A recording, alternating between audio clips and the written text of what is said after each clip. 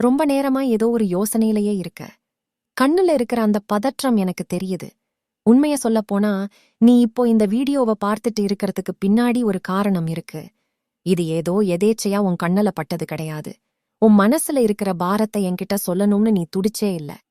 அதுக்கான பதில உன்கிட்ட கொண்டு வந்து சேர்க்கத்தான் இந்த நிமிஷம் நான் உன் முன்னாடி வந்திருக்கேன். நான் சொல்றது ஒரு 5 நிமிஷம் அமைதியா கேளு. உன் குழப்பத்துக்கு இப்போ ஒரு தெளிவு கிடைக்கும். அந்த நம்பிக்கையோட இப்பவே கமெண்ட் பாக்ஸ்ல முருகா நீ சொல்றத முழுசா கேக்குறேன்னு சொல்லிட்டு தொடர்ந்து கேளு. நம்ம பேச ஆரம்பிக்கும் போதே ஒரு விஷயத்த தெளிவுபடுத்திக்கலாம்.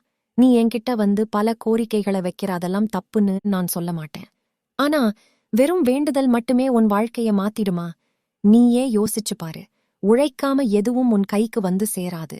பக்திங்கிறது நீ போர்க்களத்துல நிக்கும்போது நான் உனக்கு தர தைரியம்.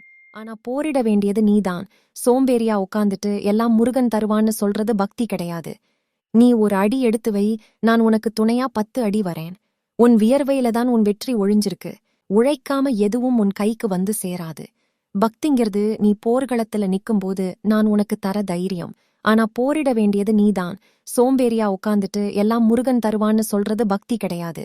நீ ஒரு அடி எடுத்து வை, நான் உனக்கு துணையா 10 அடி வரேன். உன் வியர்வையில தான் உன் வெற்றி ஒழிஞ்சிருக்கு.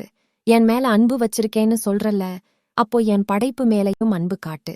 உன்னால முடிஞ்ச அளவுக்கு மத்தவங்களுக்கு உதவி செய். கஷ்டப்படுற ஒரு உயிருக்கு நீ செய்யற சின்ன உதவி எனக்கு நீ செய்யற பெரிய பூஜையை விட மேலானது. யாரையும் காயப்படுத்தாத, யாரையும் ஏமாத்தாத நீ மத்தவங்களுக்கு செய்யற ஒவ்வொரு நன்மையும் உனக்கு ஒரு கவசமா நின்னு உன்னை காப்பாத்தும். நீ மத்தவங்க கண்ணீரை துடைக்கும்போது நான் உன் கவலைகளை துடைப்பேன். இன்னொரு விஷயம் கவனிச்சியா?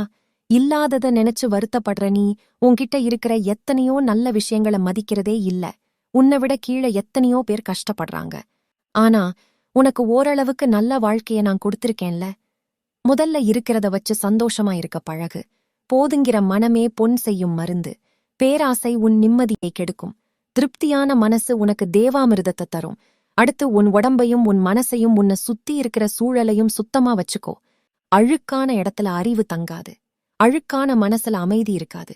கோபத்தையும் பொறாமையையும் மனசுல போட்டு குப்பையா சேர்த்து வைக்காத. அந்த மனசுலதான் நான் கூடியிருக்கணும்னு நீ நினைக்கிற. அப்போ அந்த இடம் எவ்வளவு சுத்தமா இருக்கணும். மனசுல அழுக்கு இல்லாம யார்கிட்டயுமே கோபப்படாம இருந்தாதான் நான் காட்டுற வழி உனக்கு தெளிவா தெரியும். கடைசியா ஒன்னு எதுக்கும் பயப்படாத. பயம் இருக்கிற இடத்துல பக்தி இருக்காதுன்னு நான் சொல்றது உன் கோழைத்தனத்தை பத்தி. ஆனா ஒரு இடத்துல உனக்கு கண்டிப்பா பயம் இருக்கணும். உன் மனசுல எப்பவாவது தப்பான எண்ணம் தோணும் போதோ இல்ல மத்தவங்களுக்கு தீங்கு செய்யணும்னு நினைக்கும் போதோ இத செய்யக்கூடாதுங்கிற பயம் உனக்குள்ள வரணும். அந்த தர்மத்துக்கு பயப்படுற பயம்தான் உன்னை சரியான பாதையில கூட்டிட்டு போகும். மத்தபடி உன் வாழ்க்கை போராட்டத்தை கண்டு நீ பயப்படக்கூடாது.